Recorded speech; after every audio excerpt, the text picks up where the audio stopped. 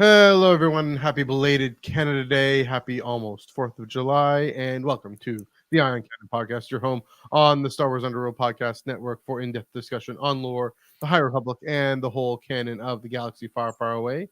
My name is Matthew, and I'm coming to you from the new Underworld North Studio in Toronto. And as always, I'm joined across the continent by your friend of mine, Mr. Joel Davis. A very happy belated birthday to you, most importantly, as well. How are you doing this week?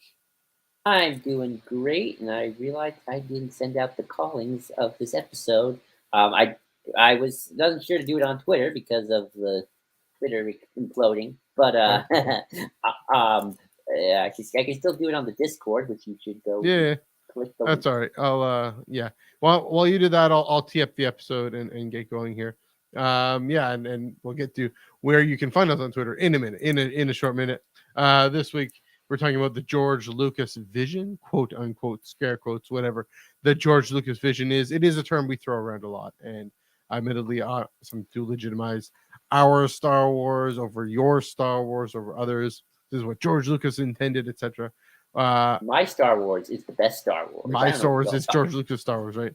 And so Exactly. it, yeah, there are some concerning uses of the term, but it still might be an important and useful concept, especially if you're clear on what you mean by it. So we're going to do just that, or try to do just that. Before we do that, just be clear on what we're talking about. Before we do that, get into the plugs. As mentioned, you can follow us on Twitter and Instagram at Iron Cannon Pod, EYEONCANONPOD over on Twitter. Yeah, and Joel, you got a lot of good Twitter conversations going. I was recently at the for my day job, the parent company, their kind of headquarters there.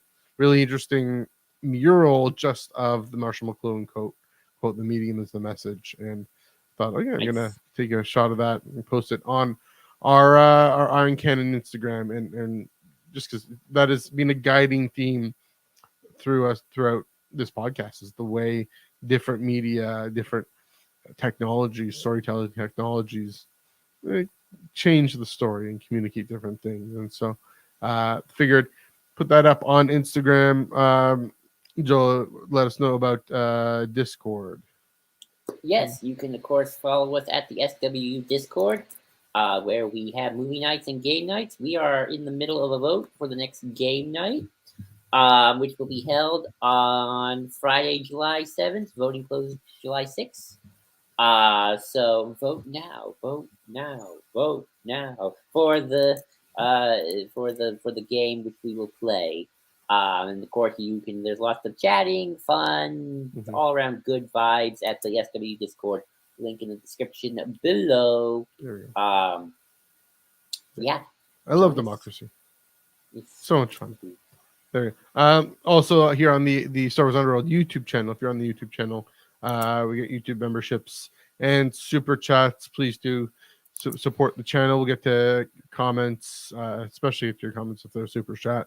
Thanks, of course, for following on the Underworld Facebook, on Iron Cannon Twitch and Twitter, and Underworld Twitter as well. Thanks for all those watching that. Joel, let me know. Are you good to go with the discussion? Or are Yeah, you we're still good to go. all right? Yeah, All I'm right. good to go. I'm good to go. That is being spread abroad to the internet.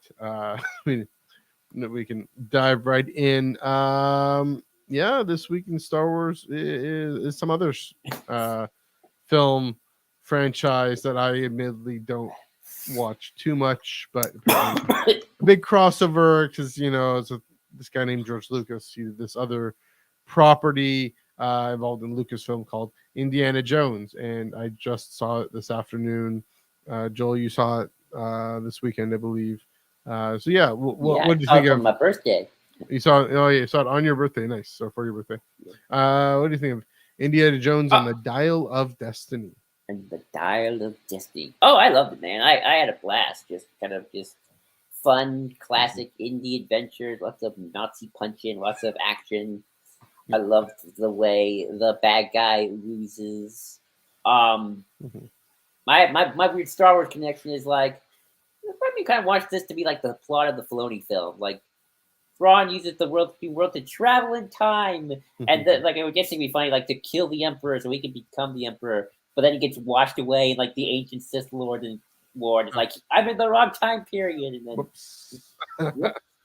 As a mental breakdown and like womp womp. Oh, I'm sorry, I just spoiled some of the movie for Yeah, you. but you know, it's okay. Yeah, I just love that final moment where the Nazis like, oh Mhm. shit, I screwed up.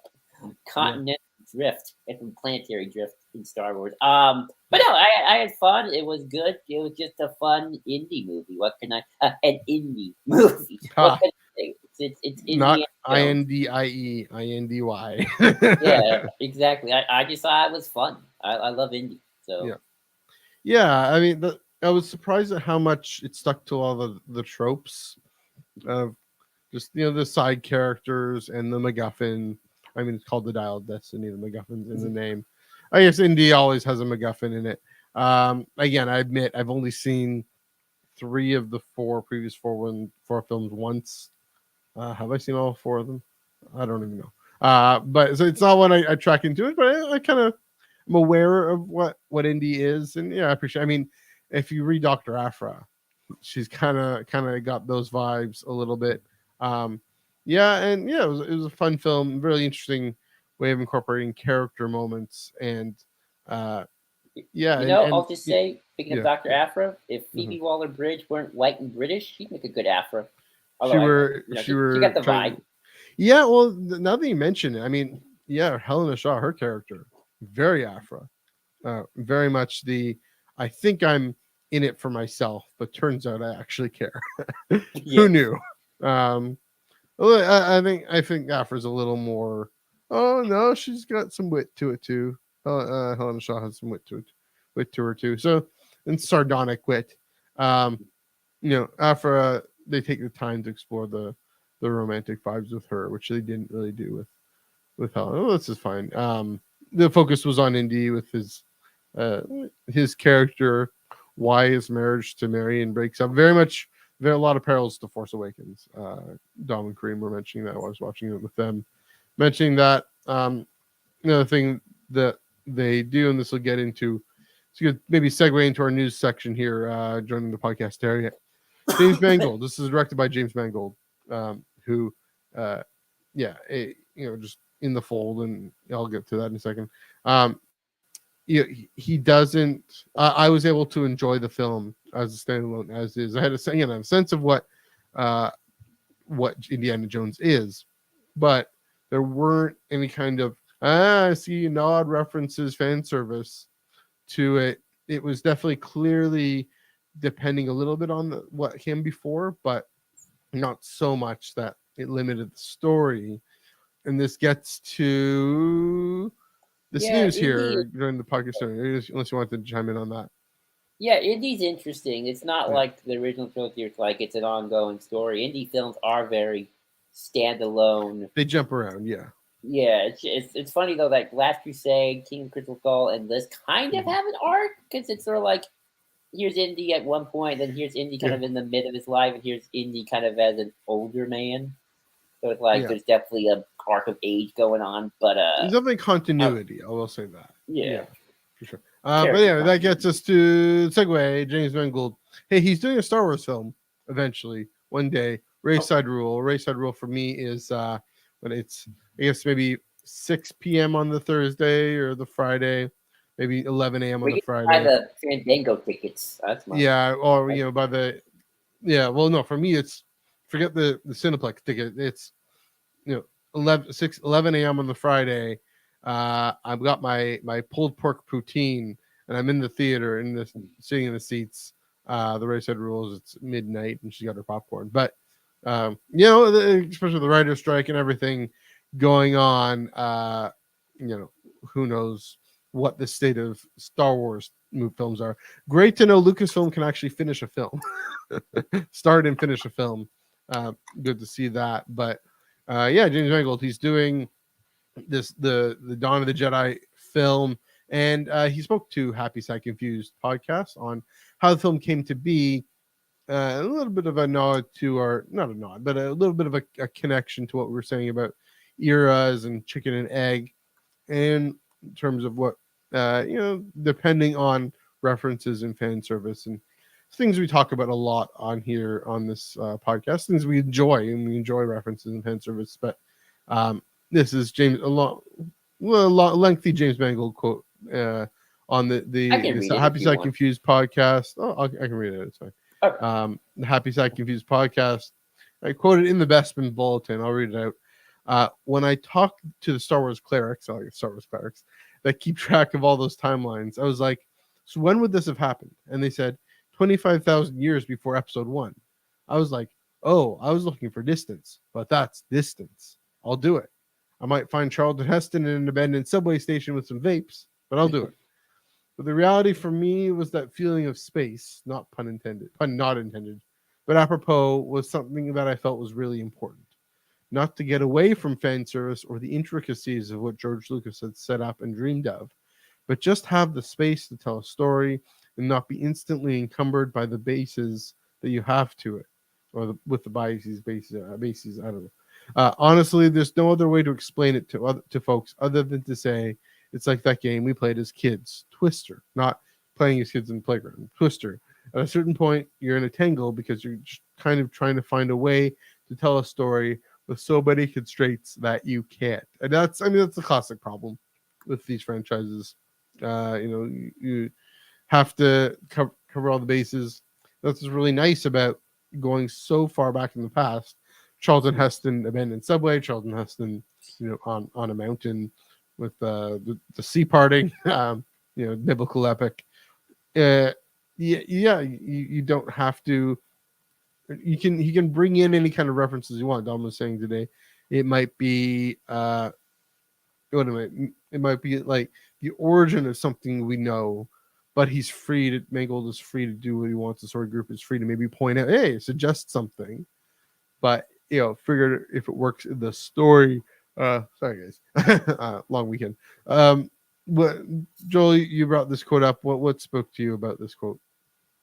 I mean, it spoke to kind of where we were asking ourselves, what comes first, the chicken or the egg, the air or the story?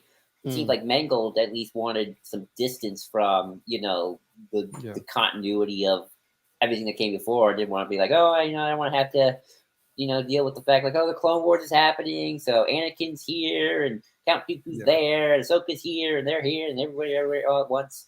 He wanted some distance, and it's like, hey, how far back can we go for something like this? And the story group's like, we got 25,000 years. That's kind of where we've more or less got some basic notes of that's when the Jedi started. Like, I'll do it. So, it's like, he's even mentioned, like, is the word Jedi even going to be in this film? Are there going to be lightsabers? Are they going to be using sticks? Epic swords fighting with sticks? I don't know. It's like, this film is the one that I think is kind of, again, this is the one that is the most interesting out of the three they've announced, and hopefully they get done, because it's sort of like, it's canon. It is the most canon. It is canon, but there's going to be no iconography. Maybe not even the word Jedi, because if it's the founding of the Force or the Order or something like, well, what are we going to call ourselves? The Magi Wavy people? The Jedi, the Jedi Bendu. Jedi. The who's it? What's it? It's like there's no stormtroopers. There's nothing that really grounded in Star Wars outside of maybe when someone finally builds a lightsaber. It's like, oh yeah, it's one of those things. So it's sort of like kind of that it's canon, it connects, but so far removed that it doesn't connect to anything outside of the history of Star Wars. So it's the most important Star Wars thing, but there's also no kind of something that you can ground in Star Wars outside of, like, look, they're the Rhodian, or look, they're the Nemoidian, like maybe an alien in the background, but like, I don't know, I just found it interesting. I found it interesting that's Mangold's approach to this coming into it. Like, I want distance. How much distance can you give me? Well, that's a lot of distance. I'll take it. So, no, it's interesting. Yeah, I mean, I'm wondering if, well, first of all, we might not have iconography. We might have the origins of some iconography. We might have like that Prime Jedi, what that's used even in publishing now, or publishing in the official Lucasfilm thing banner we saw last week of what is the Dawn of the Jedi era, the Prime Jedi symbol. Maybe we see something, even if the characters don't explicitly name it. It is a visual medium, but yeah, it's not explicitly there. I wonder if this film is going to be the clearest example of era and story, making certain story possible. What I mean by that is, well, yeah, what he's talking about, being untangled, being free to be so far back that, but also so different, right? There's got to be a clear sense that things aren't advanced. Maybe it doesn't.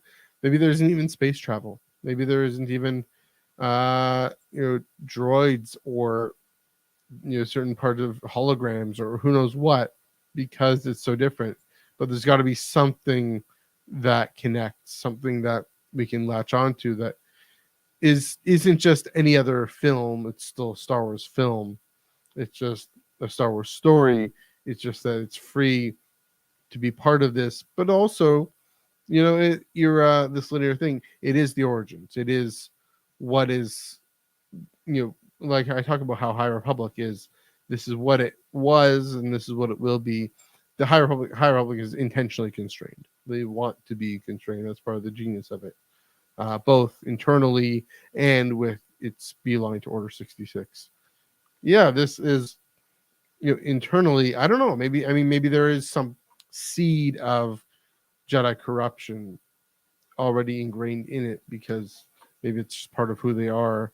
We don't know, but yeah, it is definitely a fascinating quote. One thing that'll be interesting is, as I don't know. Well, before we do that, do you have any further thoughts on this Mangold quote?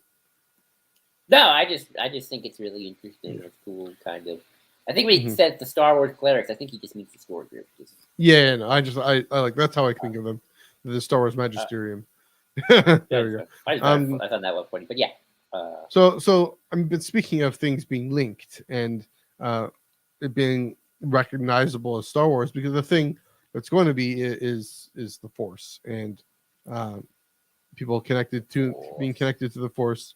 Kathleen Kennedy, Spin Games Radar, said, pointed out a possible link between the James Mangold Dawn of the Jedi film and the Rey film, whatever that's going to be called. Speaking of Games Radar, she said that the Rey film will be at the heart of creating the new Jedi Order. So to get a real sense of where that might have began with the Dawn of the Jedi in the Mangold film could be really cool. That there's almost an intentionality of having the two of them put up side by side. The clearly, I think she means on the surface the origins and the new origins of the Order. But from the context of the article, previously in the previous paragraph, uh, I think is it Ray in the Ray film, or no, in the Mangold film, talking about the discovery of the Force, and from there the origins of the Jedi. I wonder if then the Ray film is in a way about the rediscovery of the Force. Remember, it awakens in Ray, as if it were asleep, as the old joke, the Force awakens the Last Jedi from a nap kind of thing. But no, the Force Awakens. I mean, we don't quite know. Is it the Force awakening someone else, awakening Ray, waking itself up? That seems to be the clear connotation. But yeah, that's an interesting, great point to point out. There's going to be people rediscovering the Force in a way. I mean, we see in the sequel trilogy, Ray learning more deeply about the Force, similar to what we know. We haven't seen Luke really do it, but I guess Charles Soule is telling that story in the comics. But Ray learning about the Force, learning about herself, that we see it in the Last Jedi, especially, and how that sparks something new in a way of following the light, pursuing the light. Of course, that's something we'll get to a bit later on the show. Joel, what do you think of this quote, this link between the Mangold film and the Ray film? I've always felt there should be a link, even if not an intentional one, because it's sort of like I was when they announced it, I was like thinking to myself, well, okay, you got in the Ray film the furthest end of the timeline. Yeah. Let me put my hand here, and then you Sure. got in the Mango film the other end. But it's like you're almost like hitting the 2 points, and the Filoni film kind of this weird in the middle section. I mean, I don't know how connected those will be. That will be when all said and done, but who knows? But at the point, but right now you have the Ray film and the Mangled film. It's like you got Ray re-jumping the Jedi Order. You got Mangled film, which is either going to be I'm curious about the Mangled film. It's like, is it about starting an official institution of the Order, or is it just a guy or gal or non-binary pal discovering Community. weird forcey power thingies? Like, oh Mhm. my, like what? Why can I lift the rock with my head? It's like kind of, it's like instead of like, are they just kind of learning for themselves and like writing like, okay, today I lifted a rock with my head and accidentally hit myself with it, and that is the first Jedi sacred text. Ray will find that. That's how it acts. That's what I it really hope not. like. I don't think that's the making of a biblical epic there, Joel. I mean, I don't know how subversive it'll Yeah. be. Like, I kind of want the character to be somewhat funny and somewhat like, I don't know, make True. them There is stoic or the actual Bible, and the characters aren't necessarily that intelligent or that special. But they have a sense that this is what they're supposed to go and do something. They're supposed to go and build something. Abraham is supposed to go and start a family, and or he's not really given that good of a reason why, but he does. So yeah, I mean, I think it might have something to do with that in terms of I have this sense that this is the right thing to do. I gotta teach people how to lift about this rock lifting power and with these weird sword with crystals and stuff like that. It's like, and Yu Ang's 25,000 years old.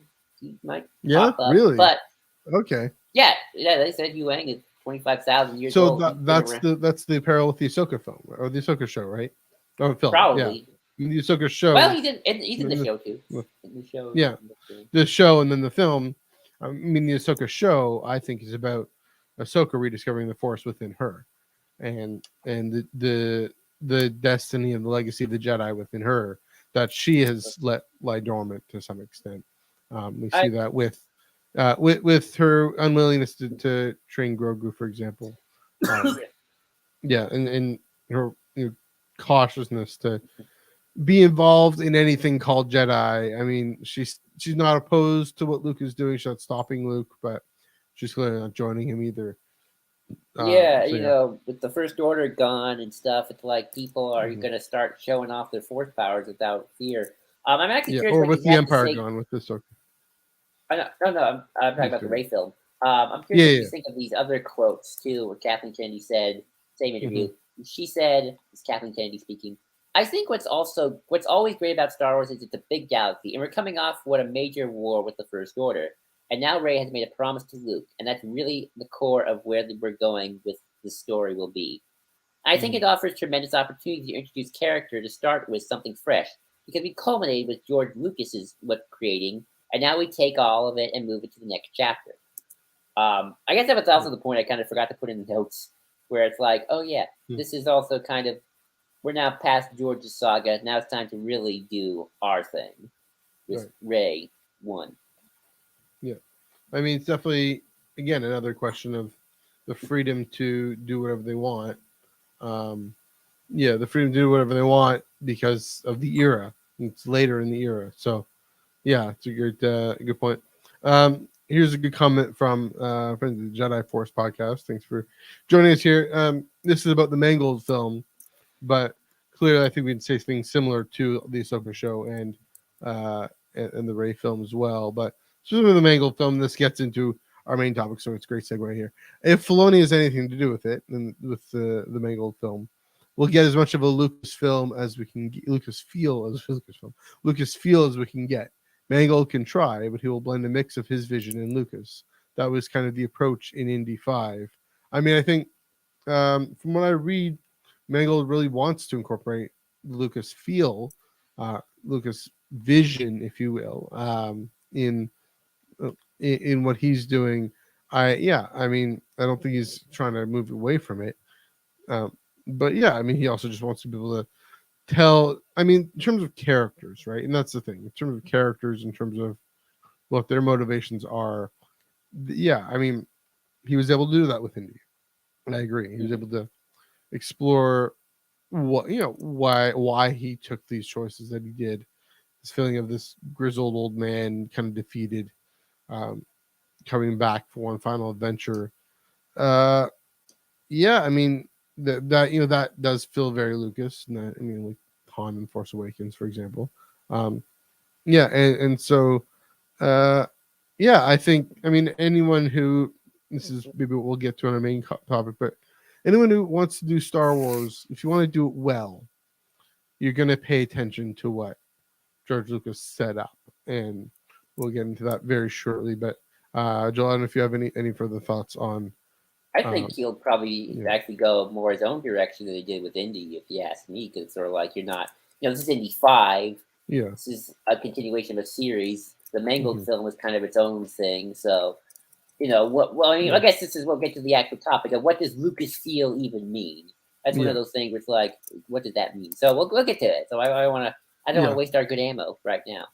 Yeah. Well, might as well. Let's do it. Let's go for it. Because segue seems to be good job. These things are just colliding into everybody. The George Lucas vision, I set it up at the top. We use it a lot.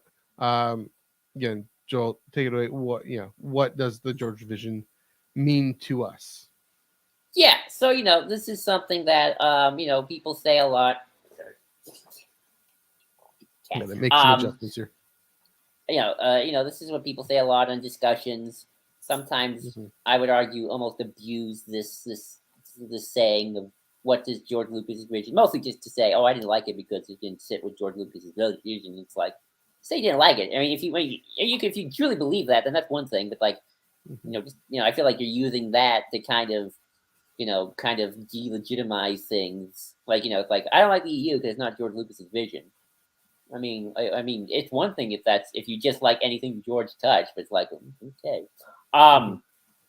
But what does that mean? What does vision actually mean? What does so I decided, so I'll start off just kind of giving my own personal thoughts on what to me George Lucas's vision means.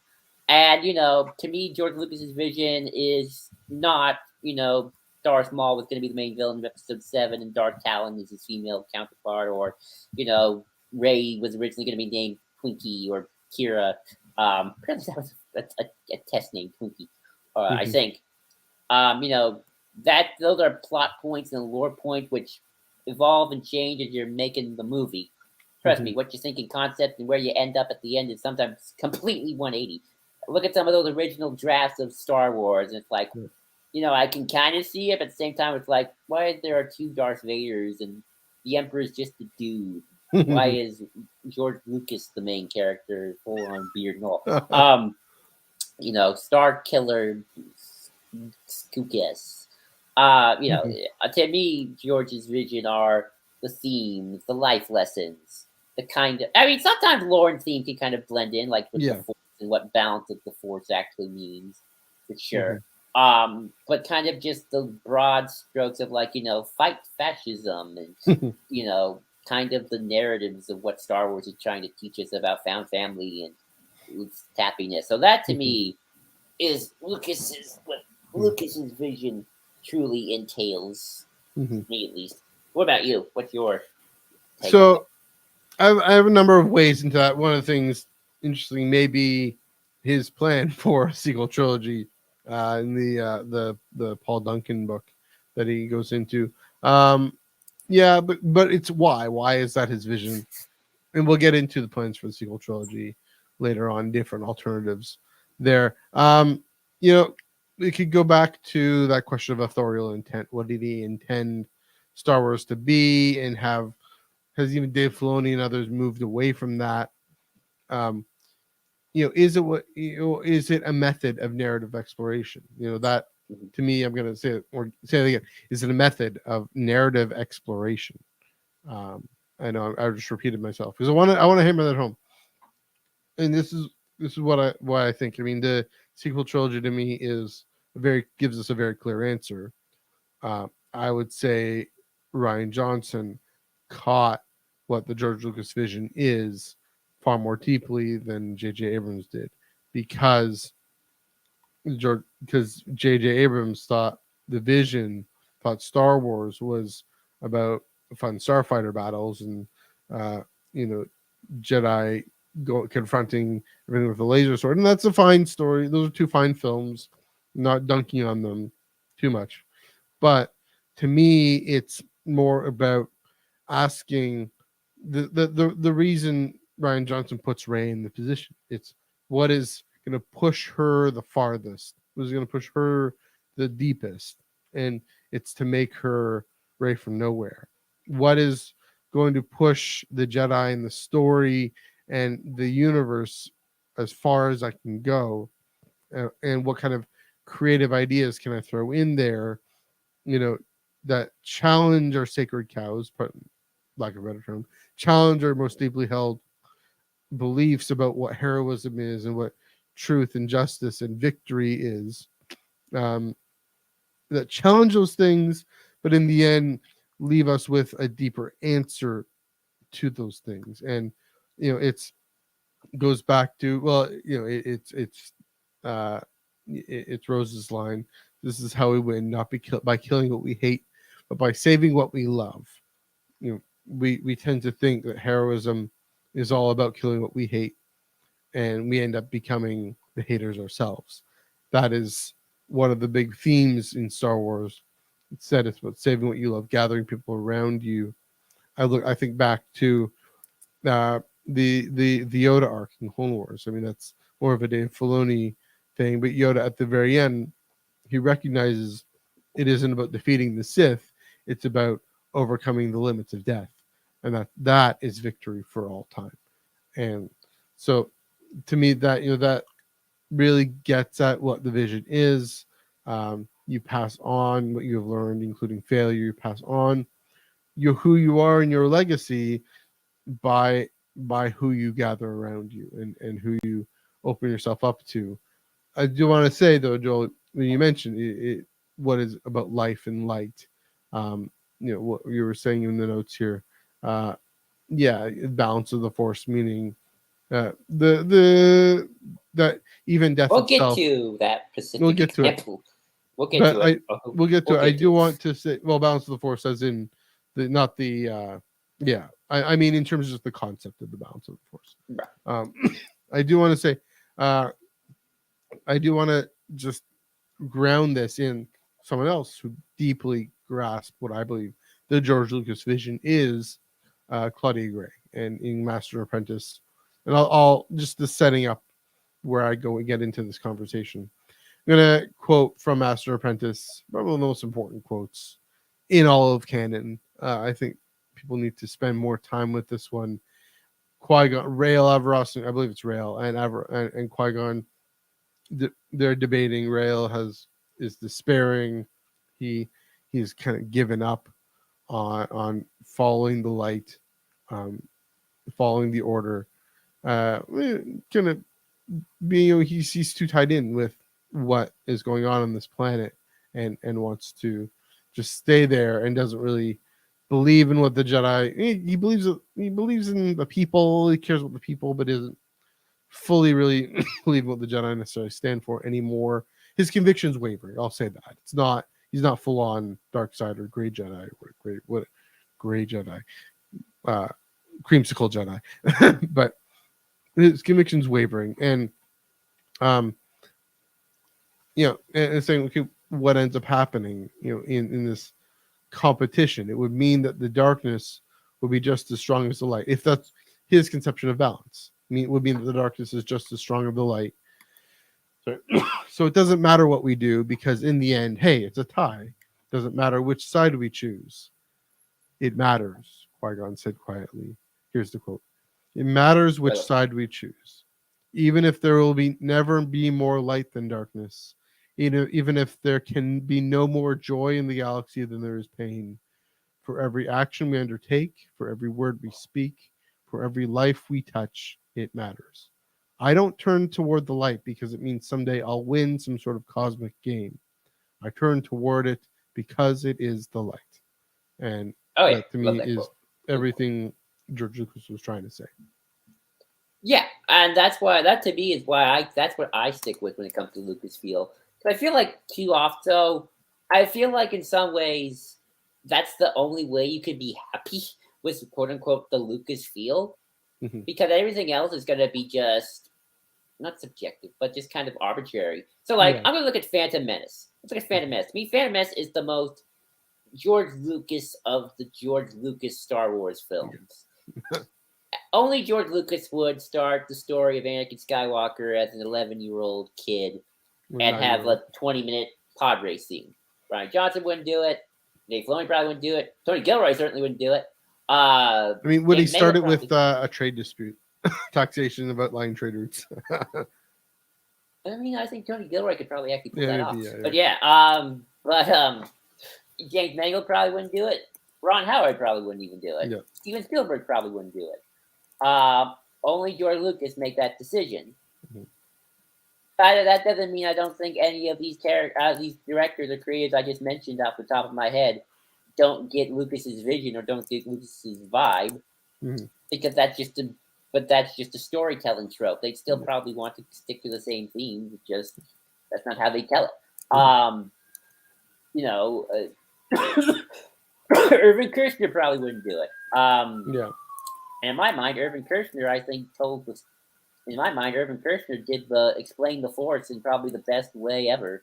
Because I'm actually thinking about the Yoda scene from Empire, and it's like, it's exactly the same thing as in A New Hope when nobody wants to talk about the Force, but just the way Kershner directed it and with John Williams' music and the vibe and the atmosphere, just so mythic. It's so mythic, but it's telling the same thing. It's telling what George always says about the Force.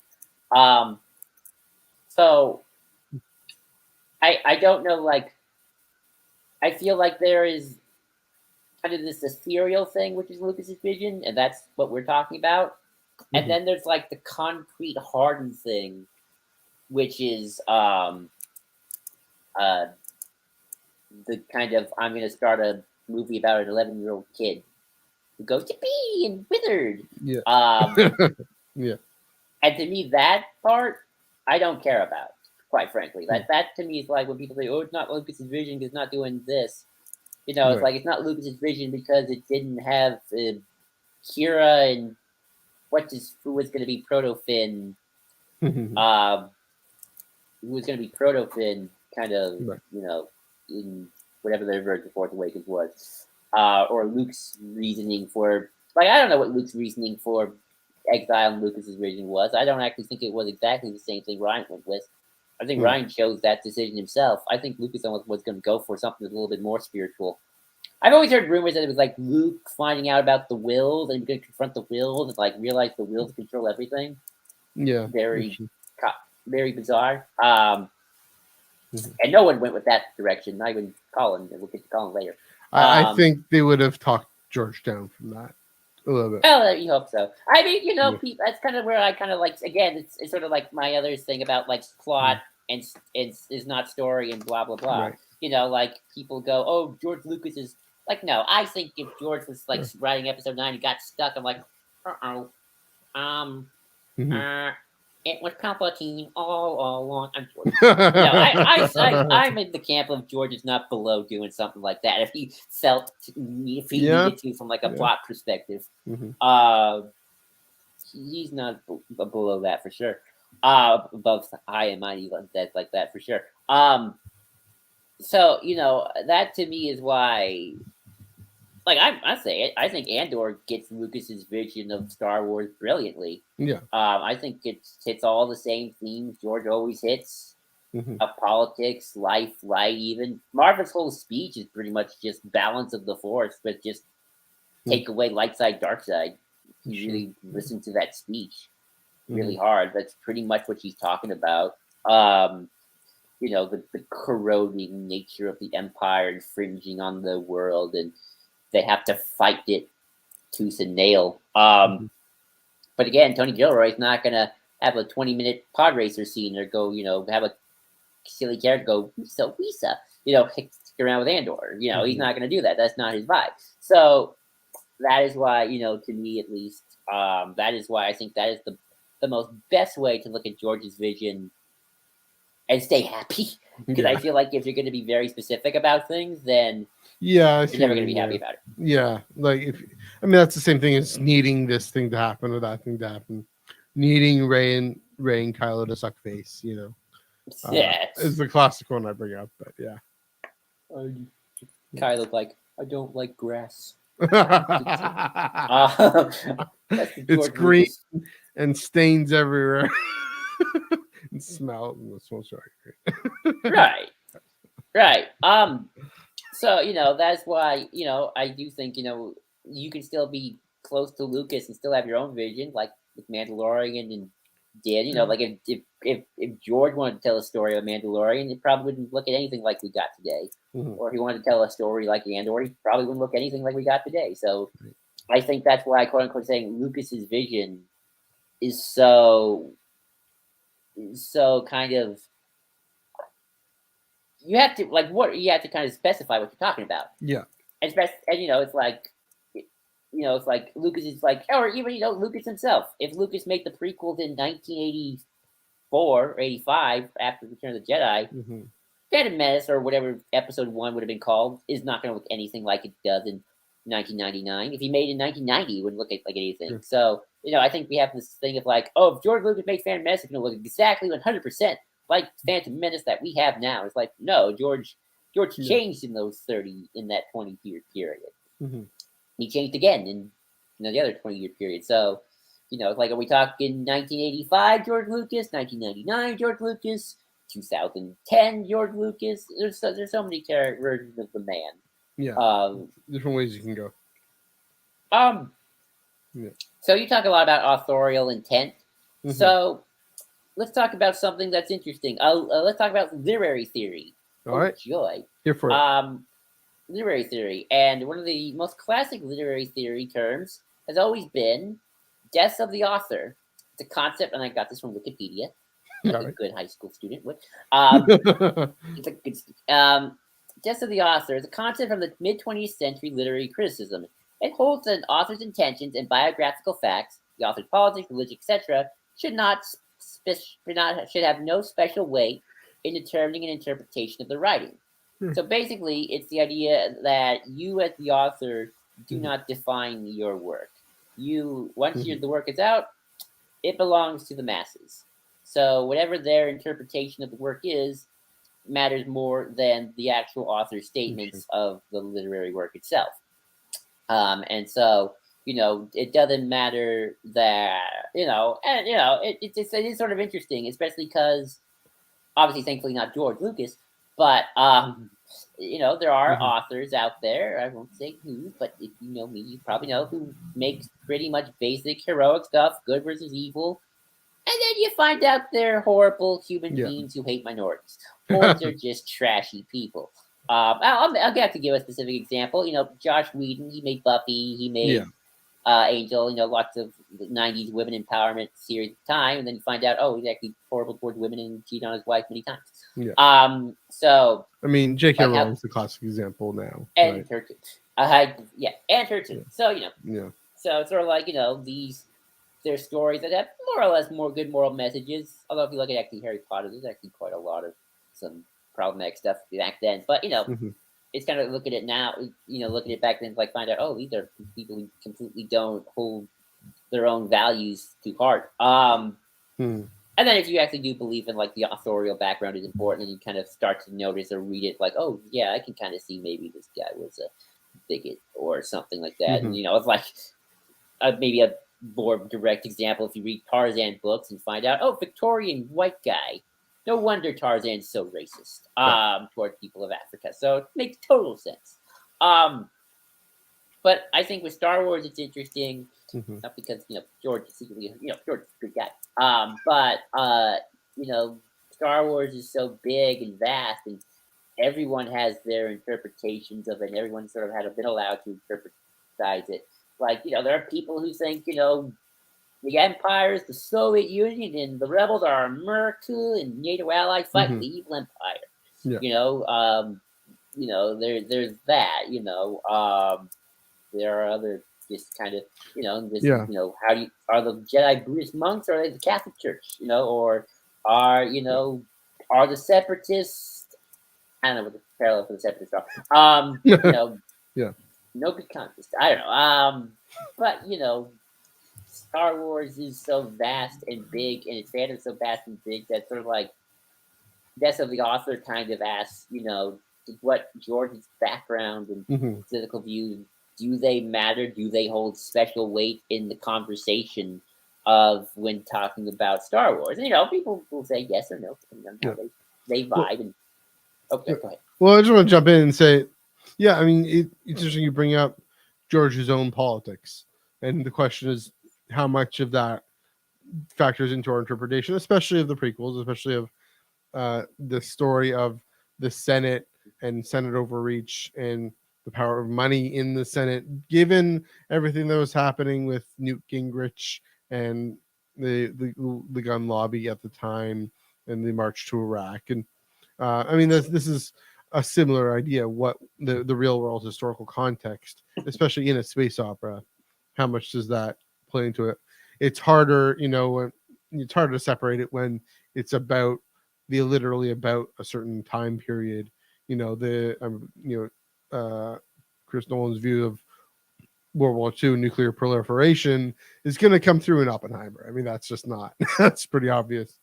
Um, but I got also to say nuclear proliferation to end it, that isn't very controversial anymore. So that's easier. Um, credit to Stephen Kent, who I'm gonna shout out to him. He used to uh, care to have more of I mean, he's kind of stepped away from kind of the core Star Wars fandom for various reasons recently. He was able to do both things at once, and this is where I get to my response to Death of the Author.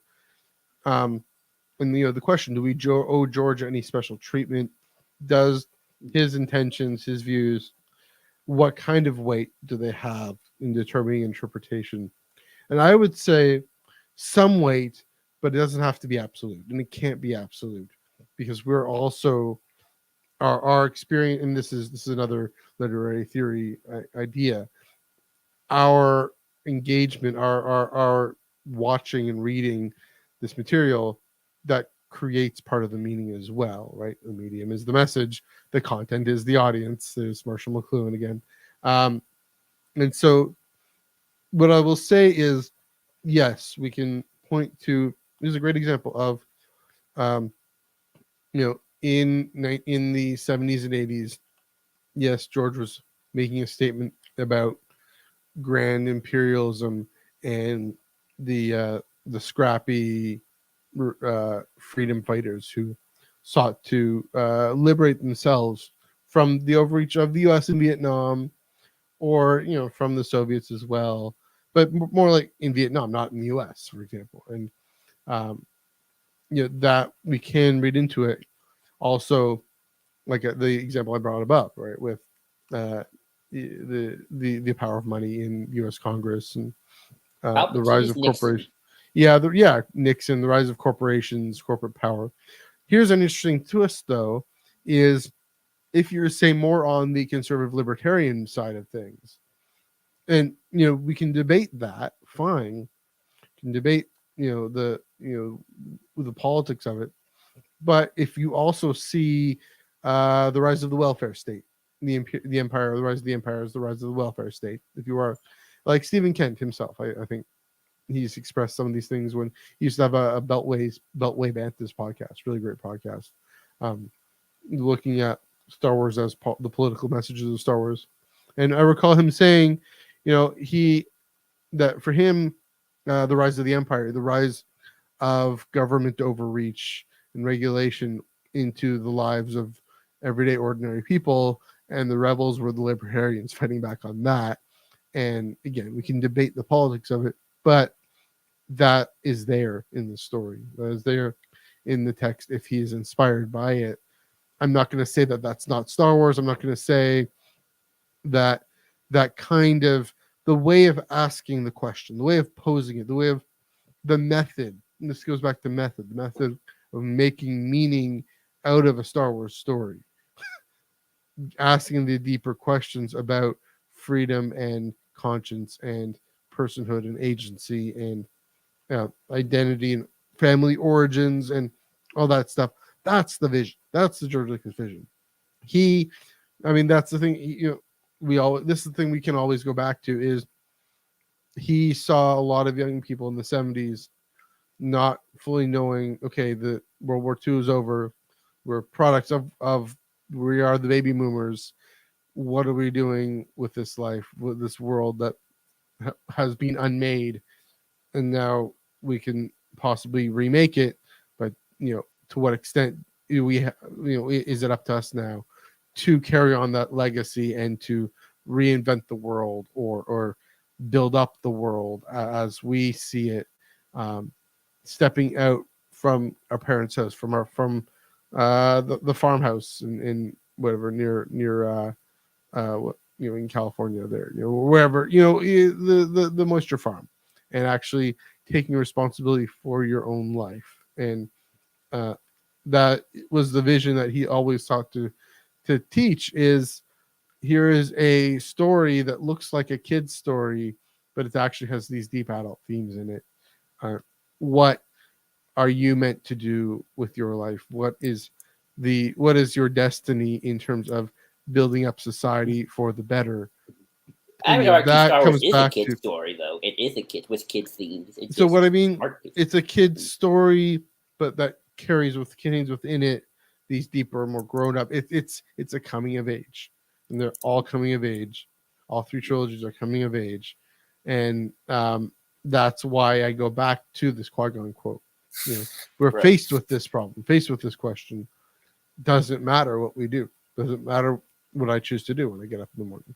Doesn't matter. Mhm. Qui-Gon says yes because there is an order, a cosmic way of whatever George Lucas himself believes, whatever you or I might believe, there might be different reasons that we're all connected and that we're all interdependent. And so every choice I make, if I make a positive choice to seek deeper understanding and take courage to deeper connection, compassion, more joy, more light, more hope, that will actually have an effect. And so we might as well try. We might as well do or do not. We might as well do. So that, to me, again, it goes back to this question, because that really is what he cared about. And but also the conclusion. This is the point. The conclusion doesn't have to be what he would have concluded, politically or personally or whatnot. Um, that's the thing. It's tricky because, again, the author is still alive. It's not the literal author; it's the implied author. That's another part of literary theory. The implied author, um, it has a weight, but it's not absolute. But has a weight, but it's not absolute.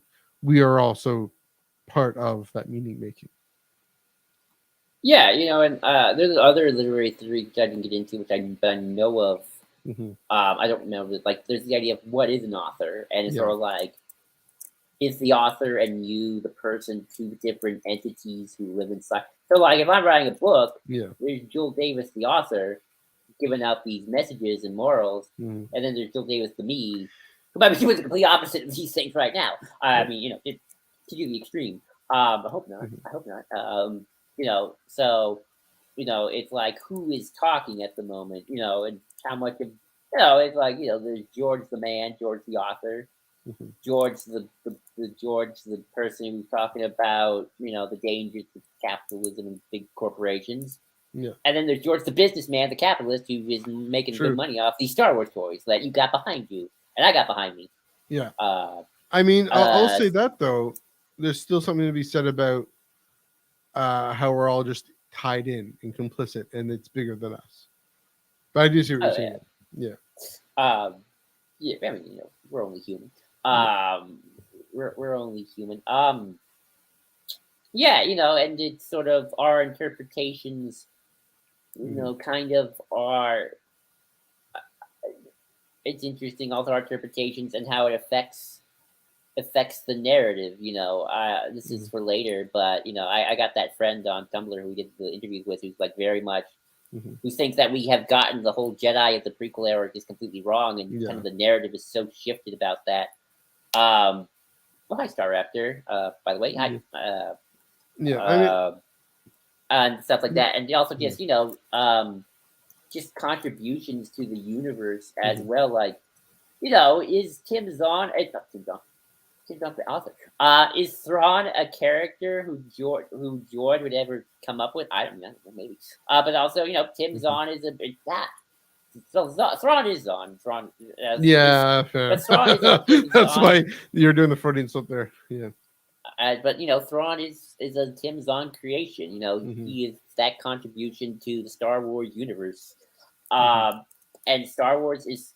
I've always said this. Star Wars is this bizarre hybrid in Yeah. that it is both kind of a Tolkien one author universe, Hmm. but it's also like a comic book Marvel DC where it's like it's just been the evolution of dozens of authors and people Yeah. just contributing over the years and Hmm. evolving the characters and tweaking the universe and adding new lore and that Hmm. whatnot.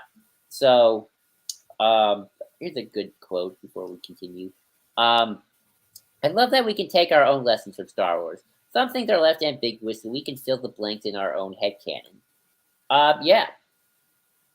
Uh, but yeah, but can you go too far? Can you? Hmm. Is it right to go too far? Is it okay? Hmm. Um, and this is where I think we kind of, and you're about to see why I like Rise of Skywalker, and we picked that movie over Yeah. what could have been, Sure. to a certain extent, with Duel of the Fates, the Colin Trevorrow version of Episode 9. Hmm. Everyone out there who says we wish we had this version, I'm gonna read some stuff to you. Yeah. Uh, the Duel of the Fate script. I actually wrote it down on the notes. Yeah. Page. You can go to the script yourself. I'll go to page. I'll just read here. Page 113. Rey and Kylo are having their final showdown on Mortis. They're going at it. Rey's having her moment, and then she says, "Rey, our masters were wrong. I will not deny my anger, and I will not reject my love.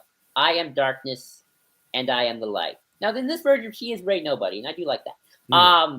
So she beats Kylo, or Kylo kind of has her restored, yada yada, and then Rey's kind of in Force Ghost Heaven for a few seconds. And then she meets up with Luke, Yoda, and Obi-Wan. No Anakin. People complain about Anakin in the sequel trilogy. Not even Duel of the Fates had Anakin in it, and they didn't even have Force Ghosts. Interesting. They didn't even. He doesn't even show up. He shows up. Darth Vader shows up, but not Anakin. And this isn't Force Ghost Heaven, mind you. So we got Obi-Wan in here. So that Ewan McGregor would have showed up, but not It's Anakin. the Mortis Temple. It's somewhere. We don't know where. Fair enough. But they're like, "Hey, Rey, you did it. You won." And then Yoda goes, "Succeeded where we have failed. Narrow was our point of view. Luke, you chose to embrace the dark side and the light, to find balance within." Yoda, coexist they must, as such feelings do in all of us. And to me, well, this is more egregious than anything else, is because if you added this completely retcons 1 through 8. This pretty much just says, yeah, all the stuff George was talking about, yeah, we wrong. Whoops. Ray, you got you right. You got this new way of doing it. Light and dark equal 50-50. Go for it. All that other stuff, yeah, we were wrong about it. Yeah. I mean, he's basically saying, okay, well, things about light and joy, it doesn't matter. We want it tie. We want it to tie because whatever. The one thing I will say about this, though, the way she talks about it, not deny anger, not reject love. The only problem I have with this is the word dark side, right? Who said since when? I mean, I don't think George Lucas ever says anger and love are dark side, or even attachment. It's not. It's when those things control us, when those things dictate our choices. Here's the thing, is actually having mastery over them, like in that Yoda arc where Dark Yoda, Yoda grabs him in and says, "Part of me you are." Is Yoda giving into the dark side there? No, he's saying that the light is always stronger. The light is always the true path. It's just that it incorporates things that we may, if left unchecked, become dark side. Even in the High Republic, even collaborating with the Republic, having this institution called the Jedi Council, not necessarily dark side. I mean, maybe that's what the person you were quoting before was getting at. I mean, he was saying the thing about Buddhism versus the Catholic Church, and I'm all, yeah, it's both. I'll be interested to see more of what he says, but yeah, it's curious to see why people want that to be the dark side, why people want to say the Sith were right and that we should, I don't know, canonize them. Um, in the way you can say the Sith were right about embracing anger and attachment as part of what you do without saying they were right. You know what I mean? To me, it's when you go too far. I wonder, here's the thing, I wonder behind the scenes, if Kathleen Kennedy and them, they tried to talk him down from this, tried to say... I 100% believe that. I 100% believe this was Colin's endgame, and they no, we ain't doing that. So if they tried to work with him, tried to say, let's just change the script here, say, we can't do that, even if we may, some of the people in Lucasfilm probably agree to some extent. We know there are characters like Rhea Laveros in Star Wars who agree with this. We can't have our hero saying this. Let's just change, let's soften this thing about anger and love and attachment, soften it a bit, incorporate it in, not use to say dark side and darkness. And if he just wasn't willing to compromise on that. And so, well, the two things I've always heard were this whole pretty much canonized the idea of Grey Jedi. Yeah. And apparently the second and third drafts weren't even that good. So they were badly written scripts. So they're like, this guy ain't doing it. And then there's the Jurassic Park wasn't as good in the box office, but that's actually Jurassic Park was good at the box office. Right. They thought, well, this script's not good. Kathleen Kennedy got more standard than that. Yeah. So and also the thematics are just way off. So here's maybe another way of getting to this though is because you're saying the scripts weren't good. I mean, we can appeal to George Lucas's vision. I'm appealing to the vision as a narrative method of asking questions, and we appeal to George Lucas's that aspect of the Lucas vision of what is light and dark. Following the light, what are the power of attachments and agency and freedom within those. We do that not for some slavish devotion to some creator, right? We were going to mention Auteur Theory. I think we moved on because we don't have time. Not because of that, but because we're trying to tell a good story. They're trying to tell a good story, compelling story that the people of our time need to hear. And Rian Johnson is able to tell the story of a young woman who doesn't know her origins but has to find family and can't find it with Kylo Ren because he's going to gaslight her. Has to find it with his mother, who's also trying to help rebuild something, restore something, hopefully incorporate him back because she's willing to forgive him, but we don't know. We don't really have that dialogue too much. We do, I guess we do in Force Awakens a little bit. But Rian Johnson is able to tell the story, and J.J. Abrams to some extent as well, about empowering young people to embrace their destiny, embrace their power within, to confront evil, confront fear. Those are compelling stories that this is just thinking about how with Colin Trevorrow, this is the rise of I forget what they're called, just the angsty teenage incel. We don't want to give fuel to those folks to say you can just embrace your anger, let it control you, let the dark side control you. We do want to say feel feelings and care for things and care for people, feel disappointment, but it's what you do with them. The choice matters, and it comes back to that. It's interesting. It's a very liberal enlightenment thing. Your individual choice, your personal choice matters. Doesn't mean it's wrong. That's still a right thing to say, So that's another point, and the reason why I'm grateful. Kathleen Kennedy and Lucasfilm said, hold on, let's pump the brakes here. Let's actually say we're still find what George is telling us, we find it compelling. There's the difference, right? There's still a reason now. It's not, oh, George Lucas didn't make 789, so we don't care about it, or it doesn't follow chapter and verse, like Joel, you were saying before, with plot details. It's, oh, this is still the compelling vision, the compelling idea that is more relevant to society and lore too. The compelling idea that's still, I think, more relevant to society now even than it was in 1977, given how isolated and how fearful so many of us are. We need to reach out, right, reaching out and feeling the connection between all things. That's the Lucas vision. Oh, yeah, that's to me where I think Kathleen Kennedy would see herself more as like a steward of Star Wars. Yeah. Outside of like, JJ, make Rey a Palpatine. That's an order. I don't think she cared about that. No. Personally. And that probably wasn't her idea. No, or it's like, Colin, make Kylo Ren redeem. That's an order. It's like, yeah, I don't think she gets that involved. No.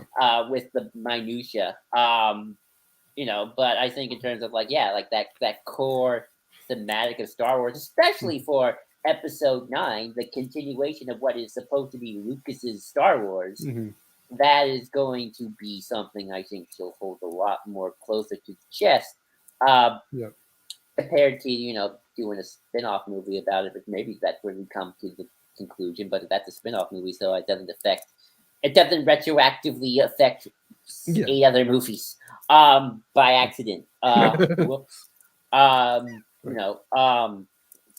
Even in Attack of the Clones, the whole thing on the ship where Anakin's all, he's justifying, he's being very self-justifying his feelings for Padme, but Jedi is supposed to love, supposed to connect. Yeah. Anyway, right. That's a bit of a segue. But they can love, but they can't have selfish attachments. Yeah. And then we talked about George's narrative and stuff like that. I've always felt, again, we talked about this, and this kind of goes into my devil's arguments, my devil take. Not even devil take. I don't even agree with it per se. It's just my devil's advocate. There we go, devil's advocate. Yeah. I'm the devil's lawyer. You're throwing something out there, seeing what happens, seeing what sticks. Yeah. Because so there is a big divide in fandom about what exactly Lucas was trying to do with the Jedi in the prequel era. Right. There's a group that say George's whole thing is, no, the Jedi aren't the bad guys. They aren't corrupt. They aren't a lesser version of themselves. This is just the Jedi. This is Anakin's story. Anakin's the reason why he fell. Anakin's selfish choices. There's another that believe, the Jedi are in this downfall period. They've become isolated. They've gone too far. Yada yada. They are a lesser being. So the lesser organization. So the High Republic is pretty much predicated on the idea of like, this is the Jedi at their height. Over 1,000 years, the Jedi were the guide and the peace and justice of the old Republic, according to Obi-Wan. This was the Jedi at their best. This was heave ho, let's go. So, if you're in camp, Jedi are not the problem in the prequels. They're not at their lesser version. Palpatine overwhelmed the Jedi. He would have done that with any version of the Jedi, was his plan. Then in some way, you argue that the High Republic is going against George's narrative of the prequels, which I've always sort of found kind of interesting in this divide. But if you do agree with that, then you're just like, okay, well, it does adhere to George's narrative of the prequels. And my kind of answer is, well, what does it matter? You like the High Republic, so who cares? I like that possibility, yeah. So I just think that's kind of something in terms of like, you're going to have this regardless of what you think about the High Republic or not, because Star Wars is being interpreted now by other people. I mean, it always kind of has been with the expanded universe to a certain extent. It's like even the Tales of the Jedi comics, it's like George kind of gives something about a rule of 2 for the Sith to Tom Veitch. He's like, well, all right, I'll just have it so there's 2 Sith Lords and like a bunch of accolades, and we'll figure it out from there.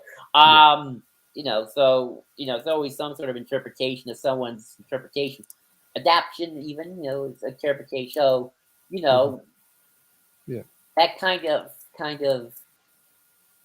that interesting thing of someone is very much interpreting the work, and then people argue, well, you're not really listening to the work, so you're not really interpreting it properly. But then if it's good, then who kind of cares? I mean, that's kind of my whole take on this question and this Yeah. kind of this devil's advocate hot cake, because I don't really have a stick in the fight too much about whether or not the High Republic adheres to Lucas's narrative of the Jedi and prequels. But I like the High Republic regardless. So what do I care? But I'm curious to kind of hear your take on this as well. It's kind of It's a really, really fascinating question, especially in light of what the High Republic is doing and what it is. How I do think it is a beeline to Order 66. The prequels, so I'll say I'm in a kind of a third camp. That the Jedi are victims of their own institutional necessity, if that makes sense. So this guy spooks the Jedi, brings up the leveler, brings up the nameless. This is at the end of phase 1. I mean, I go back to this general retreat. Everyone pick up your stakes. All these outposts and temples around the galaxy. Forget it. This is too much. We have to retreat and regroup and figure out what the heck to do. And maybe that's not ultimately, they don't ultimately retreat.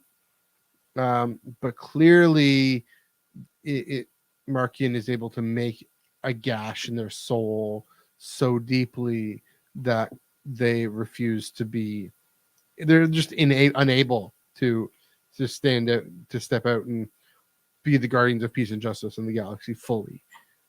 We do see them going in Qui-Gon and Obi-Wan going on this mission to Naboo, sell this peace agreement, in part because the Chancellor asked them to. The Chancellor sent them.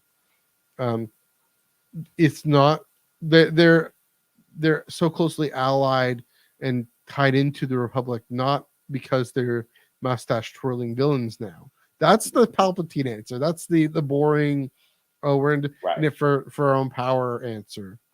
That's similar. The what do the Jedi fear? Their own power. That's boring. The Jedi, I do think what George is saying, and then I think what I do think that the Luminous authors are picking up on is there's a reason why people with institutional authority, even with the best intentions, make decisions that down the line end up putting them in vulnerable situations that they don't need to be in, putting them in places where where they can literally get shot in the back by their most trusted soldiers, right? If there is a mustache twirling villain in the prequels, it's still Palpatine, right? And that's clearly the clear answer, the obvious answer is the right answer in that case. I'm going to defend Mace Windu here. And I'm going to be kind of honest. What was Mace supposed to do? Like when he had Palpatine there, Anakin's like, you can't. You must stand trial. A, I don't think Anakin cares about the judicial process. I just think he wants Palpatine alive to get help for David's wife. Yeah. B, Mace is right. Palpatine got control of the courts, the Senate, and the courts. He's an evil mustache twirling Sith Lord. I'm sorry. What, you gonna put him in jail and go, oh no. I'm sorry, but at that point, you kind of have to kill him. What's the alternative here? Suck out his force powers? He's put into an impossible situation, is what it is. I mean, exactly. You talked about the merch here, and I could have chosen not to buy the merch. Talk about how, I spend X number of dollars a month with my Cineplex membership, and just get cheaper movies and buy the popcorn, buy the poutine, buy whatever part of the system. We're in a system that is bigger than ourselves. We're complicit in it. You have to do it every little bit, right? Not because I'm not tomorrow going to defeat capitalism tomorrow. I'm going to participate in capitalism. Tomorrow, I hope I get up and I go to work and I write something that inspires people to even tonight. Hopefully, I'm not going to defeat capitalism tonight. I'm going to, saying this podcast, doing this little action, hopefully inspiring people, myself as well, to make choices in favor of connection and justice as opposed to disconnection and and selfishness, right? um you know it We're all in this system, and yeah, I'm trying to think where I was going to go there. Yeah, it is bigger, and so every little thing we can do, but we can't necessarily prevent the great calamities of our age. We can only do our best to prevent them. We can't prevent we can't prevent World War III. Do our best to prevent them. The Pope, here's my day job.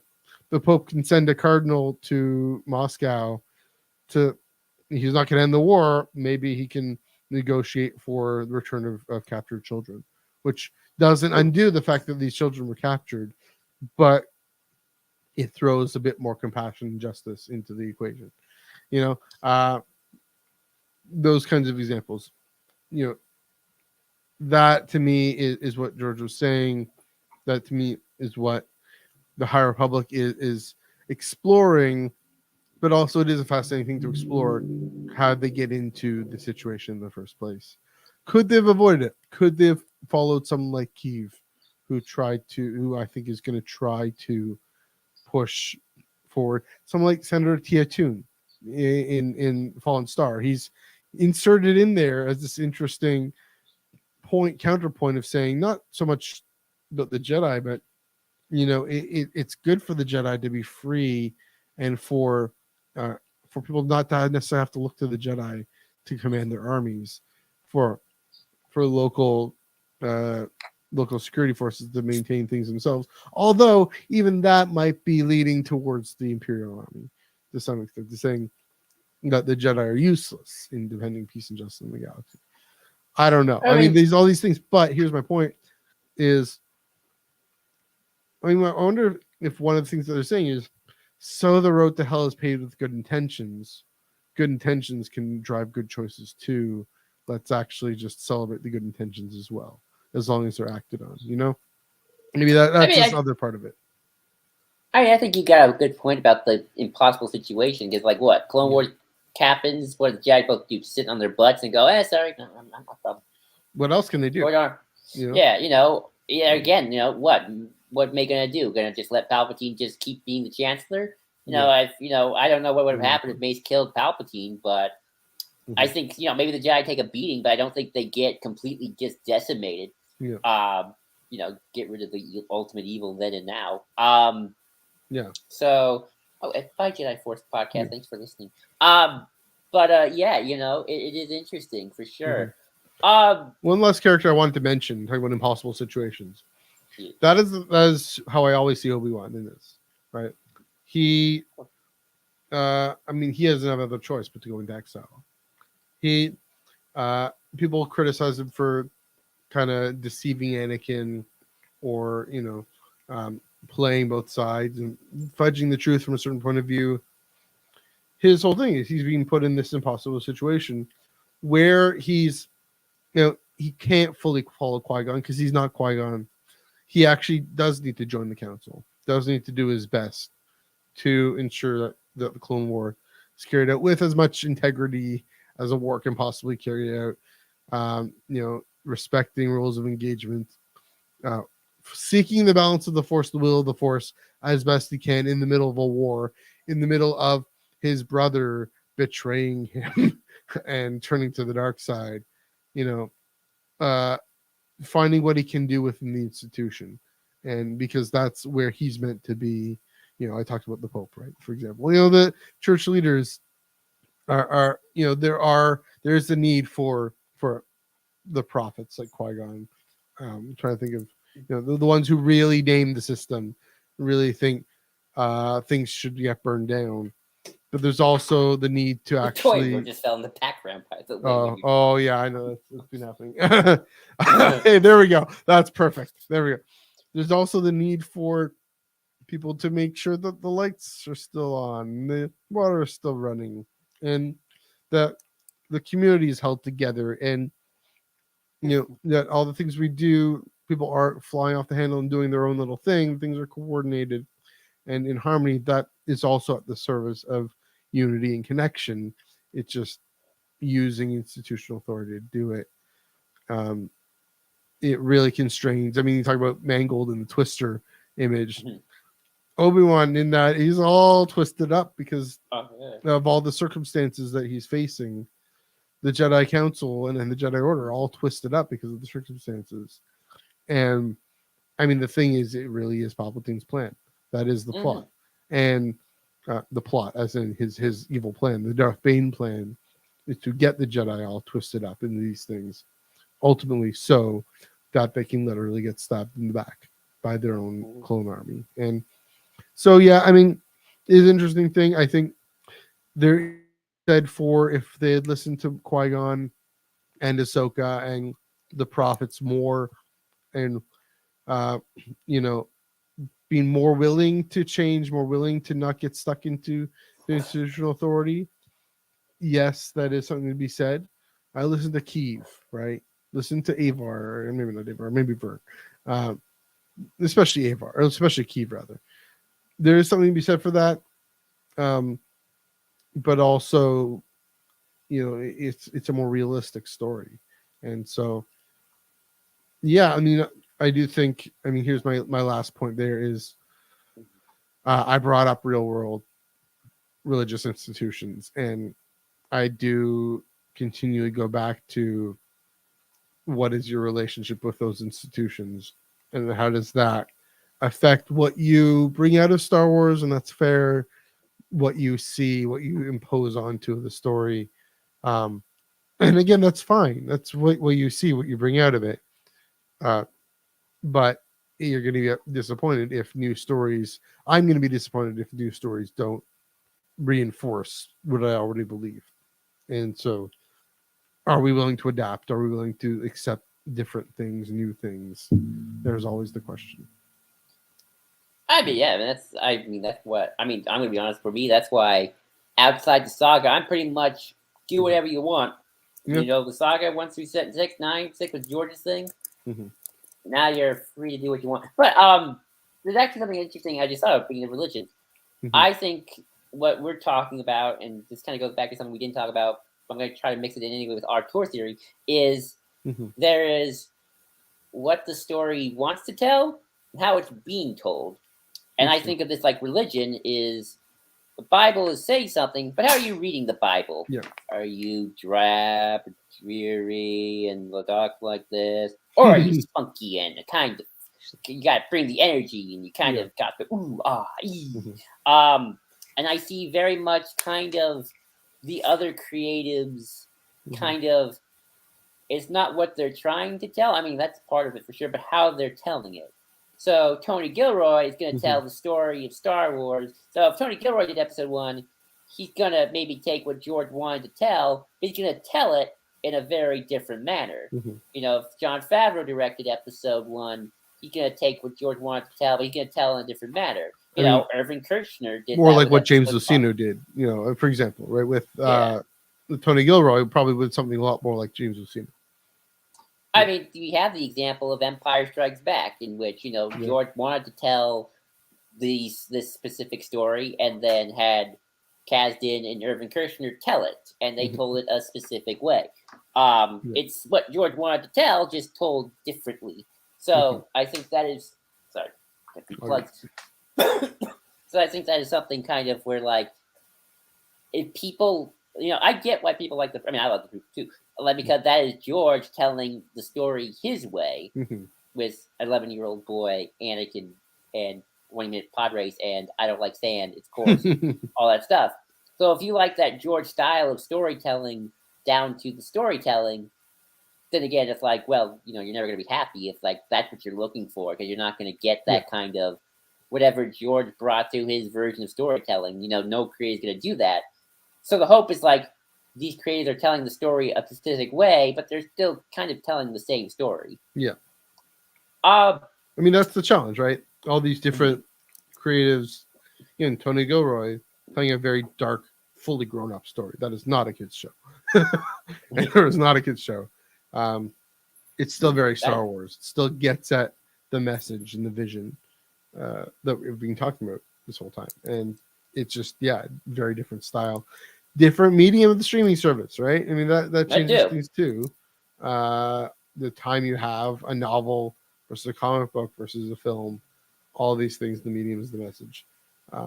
Changes what kind of depth you can bring into it. A young adult novel versus, I mean, that's interesting why the young adult novels throughout. I mean, why Claudia Gray is one of the greats. I mean, she's primarily a young adult author, and talk about A New Hope is a young adult film in the same way. Right. I guess one more thing, and then we'll kind of wrap up. And I brought this up a few times, but kind of the bluntest question of all: what does it matter inherently? And I guess with my examples, a lot of these examples are, I can't think of a good word. I want to use the word petty, but this is I don't want to use the word petty, but it's kind of petty. But I feel like there's a better word for it, where it's like George Lucas didn't like Mara Jade. Who cares? I like Mara Jade. I think she's a good character. Maybe Karen Traviss is probably the best example of like someone who totally went off the rails. If you read some of her books, she hates the Jedi and kind of gets the Republic security message thing. I know people like them. They like them for the Mandalore. She's the lore of Mandalore at the time. And he's got other ideas like the Yuzon Vong and the Salamari and Thrawn. And it's sort of like, what does it matter if George didn't like it or not? If you like it, that's great. I know people like I have the most respect for people who say they know the EU isn't George Lucas's version of Star Wars, but they don't care because they don't care about George Lucas's version of Star Wars. They like the EU. So at least they're being honest with themselves. That's true. That's everyone else. And I hate it when people are like, "Well, George Lucas is approves of the So at least have some what's the word, consistency in your at least. So kind of what that's sort of where I kind of come at it a lot of the time. It's like I don't care that George Lucas didn't like Mara Jade. I like Mara Jade. Yeah, she means something to me. I'm gonna say I like Thrawn. Thrawn means something to me as a character. He's one of my favorite Star Wars villains. And heck, Dave Filoni loves Thrawn. He's using him in the show and movie and Rebels. So he's gonna be the big bad in his whole thing he's building up, right? Yeah. So I don't know what I'm trying to get at this point. Outside of like, I kind of like what does it matter in that respect as well. Although I guess it's kind of the difference between George doesn't like the specific little lore bit, and you don't agree with the whole thematic element of Star Wars. Which I'm going to be honest, it's fair to not like the thematic element of Star Wars. I know people who still take issue with Darth Vader's redemption in Episode 6 to this day. They still think it was a bad call. I think we can debate that and kind of the message of redemption in Star Wars and whatnot for sure. But I think that's more of an interesting topic of just debating the themes and whether or not we should. I think it's okay to say, I am going to say it's okay to say that you think George Lucas is wrong. Give a reason why you think that, but tell us why. And I think that's okay. And even if you want a Star Wars author to maybe make a thesis about that's kind of their thesis for their movie. Maybe not make it Episode 9, but if they want to do like a standalone thing, I'm all fine for that. I think undergirding this whole conversation, only a Sith deals in absolutes. Here's a great. This is what I was thinking about this. You all know how much I love Star Trek. Gene Roddenberry was wrong about the inevitable about some specific things, and that's the thing.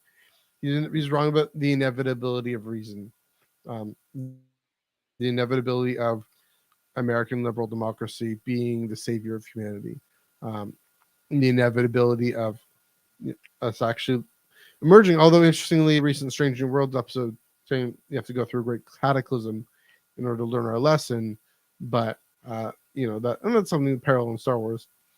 I love Star Trek still. I think there's good parts of that are important aspirational visions in the Gene Roddenberry vision, if I can use the same thing. that we do need to hear. Similar point, does, and this is the story this is the thing I always come back to. Does a Star Wars story tell us something that we need to hear, that is compelling? Just actually the plot and the pacing, is it well made, right? The performance, the score is always going to be good. Is it well made? Is it a well constructed piece of art? Does it have a message that is constructive to society right now and to our lives right now? Insofar as the George Lucas vision does all those things, it matters. Again, not in a slavish way, but Mara Jade. I haven't read enough about Mara Jade. I don't know if the issue was that Luke broke the whole celibacy thing. I don't quite know. He didn't quite like the fact Luke got married, for what I heard about. But he wanted Luke to stay single. But that's something that Canon has gone away from. Kanan, Hera. I'm sure there'll be other examples. I can't quite think of them right now.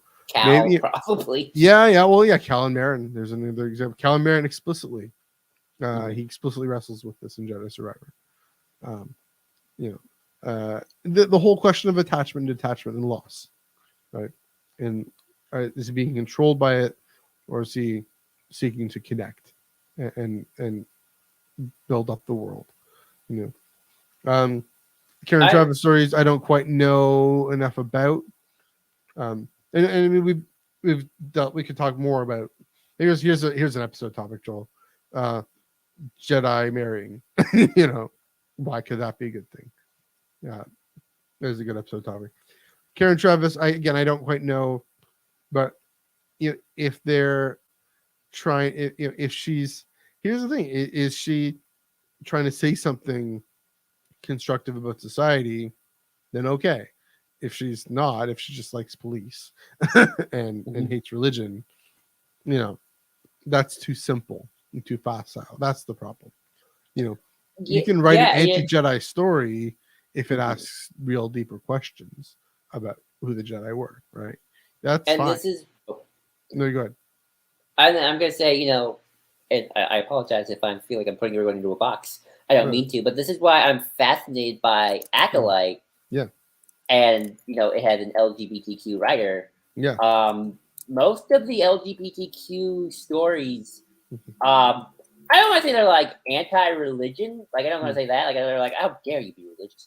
But they do, most of the bad guys are commentaries on the institution of religion, kind of the priests who say, who are very anti-gay and, very much repress those people, and the families who also, like, you come out and it's like, oh, you're now you're no longer one of us, so get out, So I'm very curious how she'll portray the Jedi. What her thoughts on it is. Like, does Leslie Headland think the Jedi are the equivalent of those religious institutions that have repressed LGBTQ plus for many years, or is she going to take a more nuanced approach? I don't know. We're going to see a couple. If she's read all the Higher Republic books, which she has, she'll have to make a claim to say they used to be completely affirming, and then they went off the rails somewhere. She'll have to do that because in the Higher, they're completely, especially for Padawans, right? You go where you want, do who you want. So there's that. That being said, if that's the story she chooses to tell, she's saying something constructive about society. She's saying something about, and it's possible to say in this specific way or in that specific way, the Jedi lost their way due to institutional choices, right?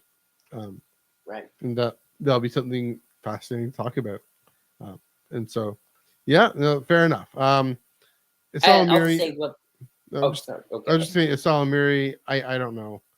That's one of those interesting ones because it does touch on. That's not just a detail to me. That actually touches on following the light, and that the light in life, and if you're alive, especially if you're an animal. I know I got the Salamiri right here. I know. I If you're actually am curious alive, about- then you can't be. I mean, you can be closed off to the force, but you can't just naturally.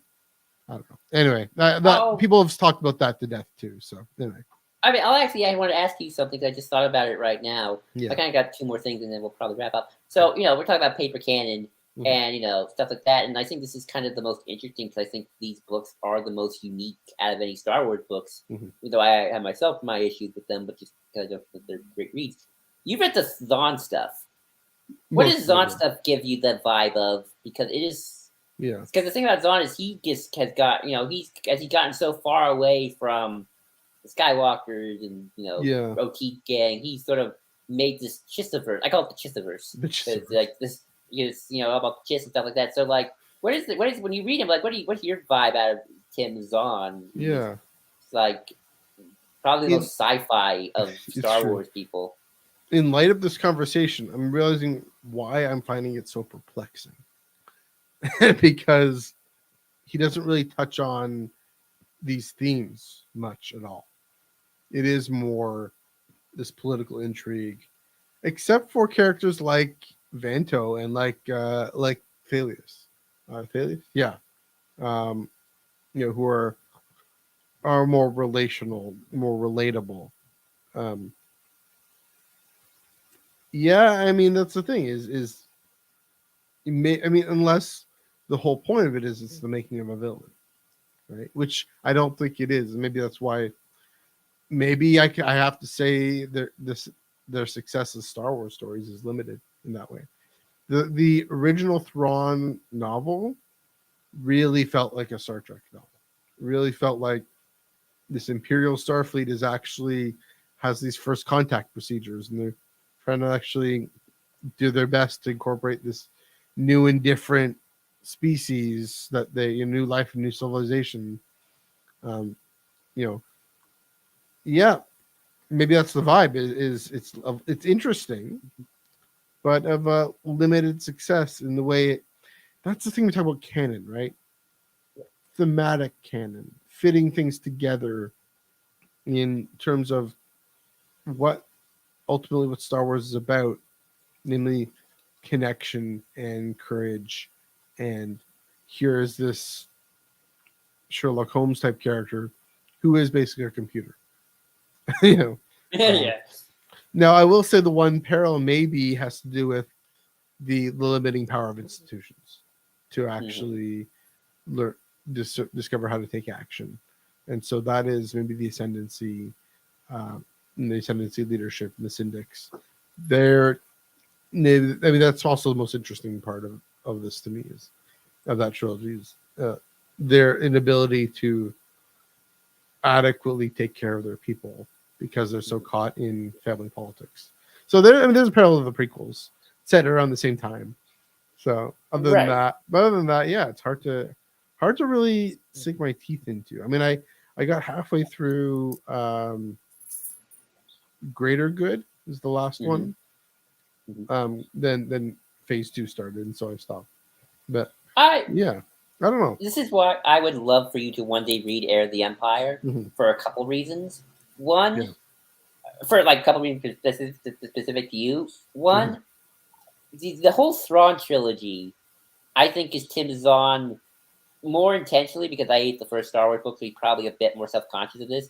Trying to really hone in on the vibe and tone and a feel of the original trilogy. You mean like the Heir to the Empire novel? Yeah, Heir of the Empire, 1991.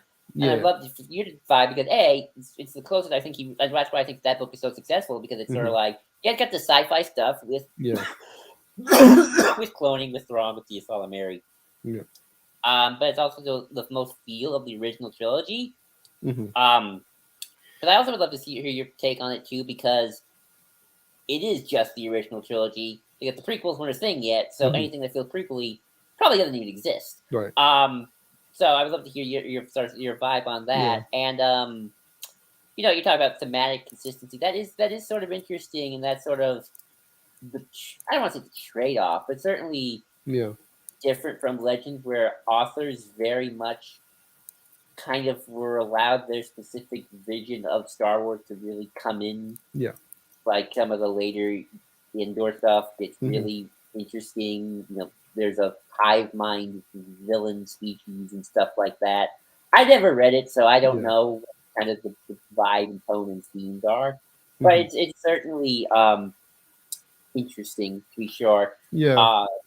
I mean, I think the one thing that holds all these together, though, that held the EU together at its best, including especially the Thrawn trilogy, was that it's still Luke Han Leia.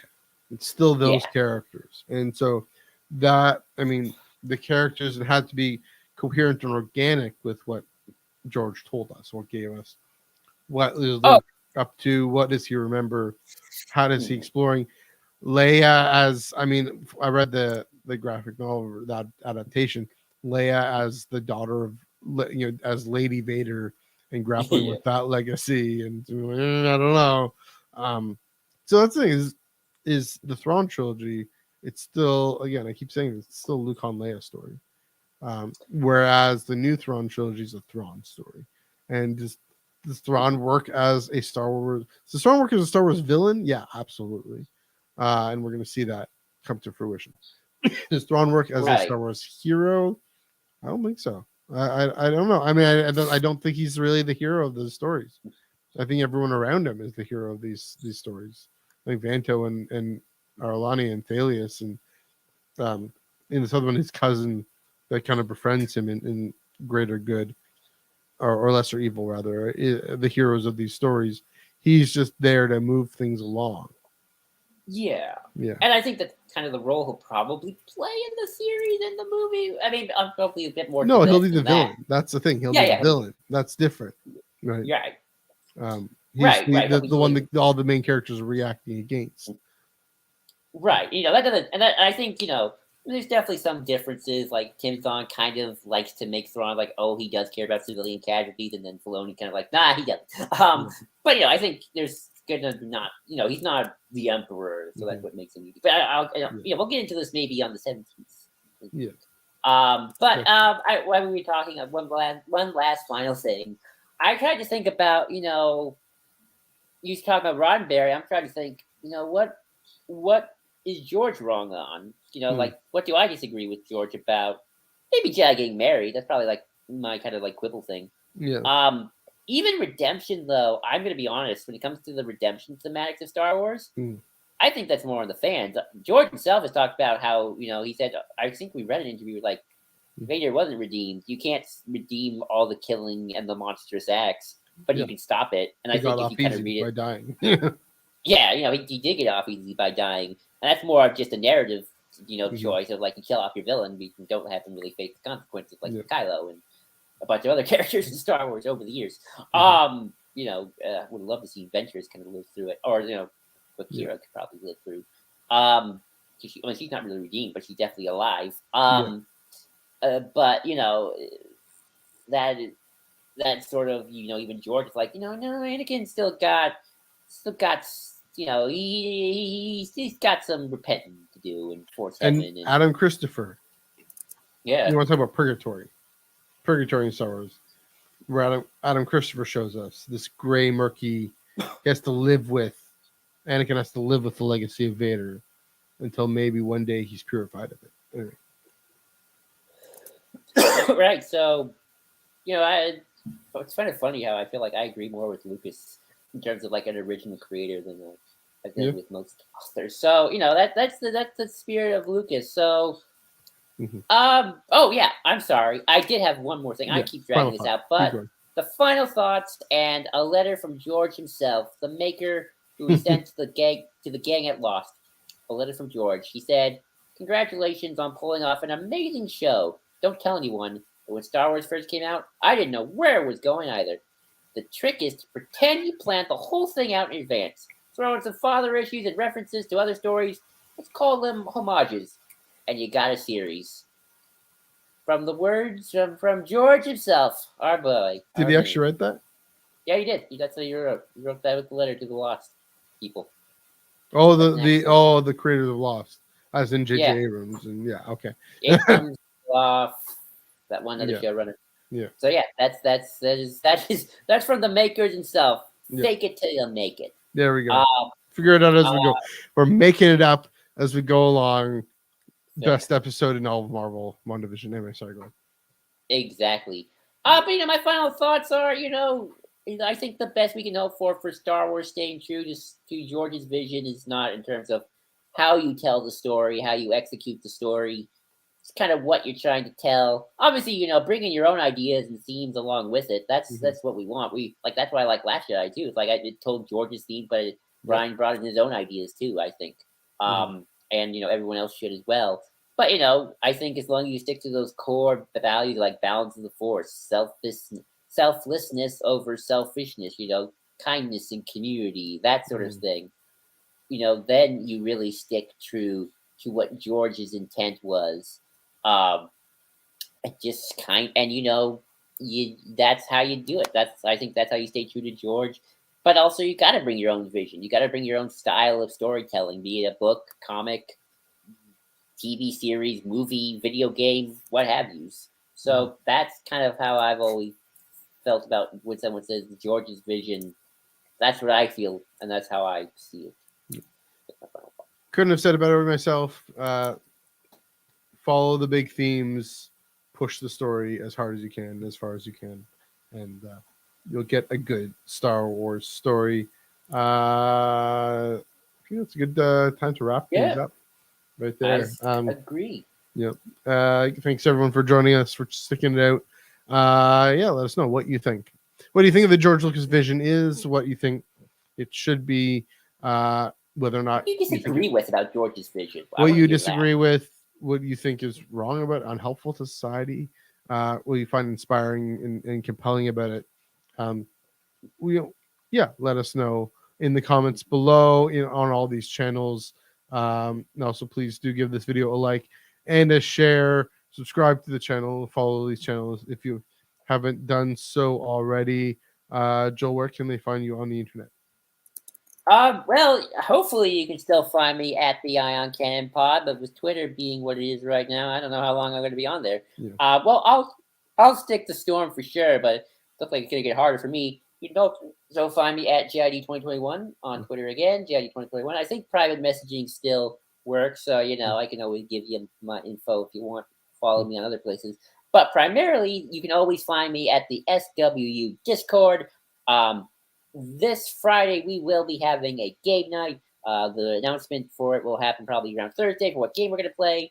It's between Apex, Fortnite, and Fall Guys. So, get those ready on whatever console you choose. And join us in our fun community. So, yeah. Yeah, and check the link below for the Discord server. You'll get an invite. You'll see the rules. It's all standard. We're both in there. And Joel more than me, but I'm there too. You also follow me on Twitter still at NEUG45, Instagram at MNEUG1138. I'm looking at some other. This is the other platform that just sprang up. I forget what it's called. I'm on the wait list for it, whatever it's called. Blue Sky. Blue Sky? Oh yeah. I think I got on the wait list for that. See what happens. If you have a Blue Sky invite, send it our way. Why not? Please do follow us there, and the Underworld Facebook page, Underworld Twitter, Underworld Twitch, or Iron Cannon Twitch. Sorry, Underworld YouTube. Next week, I forget what we're talking about next week, but that's okay. I don't think we have a thing for next week. We'll figure something out. We'll figure something out next week. Maybe actually talking about something paper or something. Maybe it's Jedi marriage. We'll see. Think what happens. But yeah, until then, Joel, great conversation. Keep the vision alive. Keep the flame alive, but also explore your truth. Let's build this thing and head home.